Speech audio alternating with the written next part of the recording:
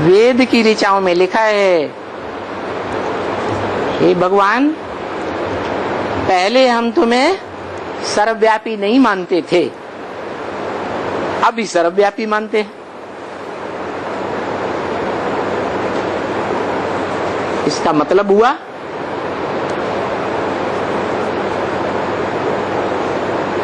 जब तक इस सृष्टि में द्वापर के आदि में सात्विकता थी, जब मनुष्यों ने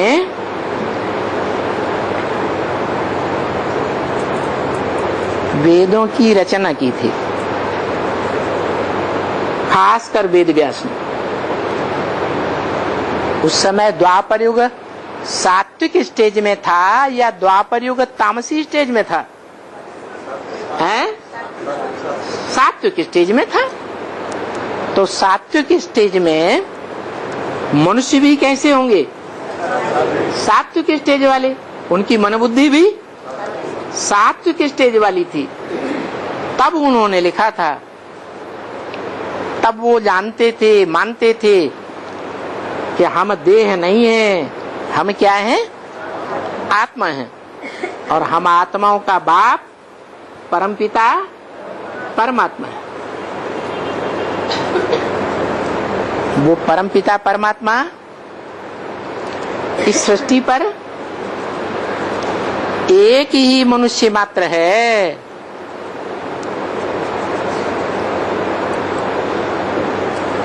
जो सदा काल इस सृष्टि पर गाया हुआ है, अस्तित्व है उसका।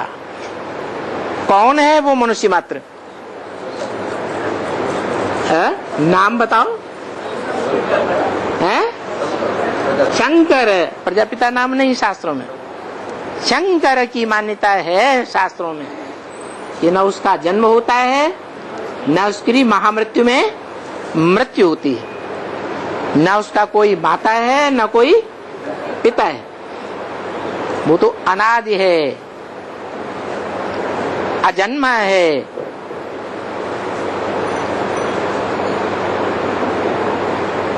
वो ही मनुष्य सृष्टि पर बाप समान है, मनुष्य सृष्टि का बाप।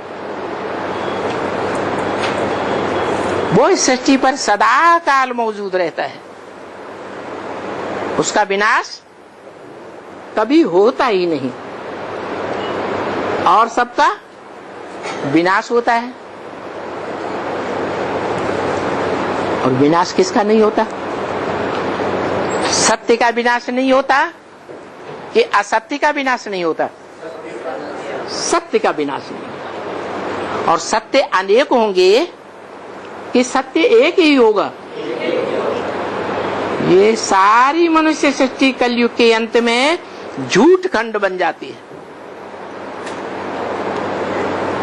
इस झूठ खंड में सब झूठे, एक ही सच्चा साबित होता है, जो अजर अमर अविनाशी है। महामृत्यु के समय भी वो 5 तत्वों से क्षरित नहीं होता। इसलिए वो भी अक्षर हो जाता है।